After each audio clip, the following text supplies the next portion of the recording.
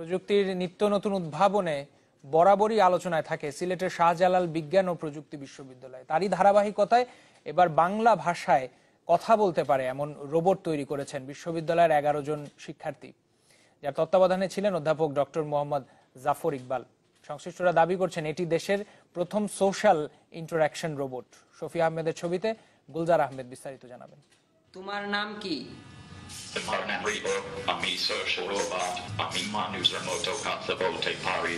Ribo, yes, handshake করো। Nice to meet you. Ribo একটি robot যে কিনা বাংলা ইংরেজির মিশেলে কথা বলে সাবলীলভাবে। রিবো, ইয়েস, ড্যান্স দাও। প্রায় 1 মাসের চেষ্টায় রোবটটি তৈরি করেছেন সিলেটের শাহজালাল বিজ্ঞান ও প্রযুক্তি বিশ্ববিদ্যালয়ের রূপশ্রেষ্ঠের 11 জন তরুণ। এটি বানাতে খরচ হয়েছে 1 লাখ টাকা। ওর পুরা হোল বডিতে 24টা মোটর ইউজ করা হয়েছে, আর এখানে মাথার মধ্যে ইউজ করা হয়েছে হচ্ছে গিয়ে 8টা মোটর।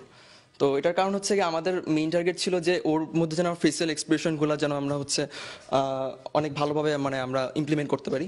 ফিউচারে রোবট থাকবে, মানুষের আশেপাশে মানুষজন ইউজ করবে। সো আমাদের এই রোবটটা তৈরি করছি হচ্ছে সোশ্যাল ইন্টারাকশন, এই জিনিসটা মাথায় রেখে যে রোবটটা মানুষের সাথে যেন ইন্টারাক্ট করতে পারে।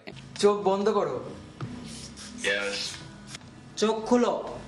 মানুষের দৈহিক গঠনের সাথে মিল রেখে ডিজাইন করা রোবটটি মানুষের নানা প্রশ্নের জবাব দিতে পারলেও এখনো চলাফেরা করতে পারে না। তবে সে চেষ্টা করে যাচ্ছেন শাস্ত্রবর সদস্যরা, আর এজন্য দরকার আর্থিক সহযোগিতা।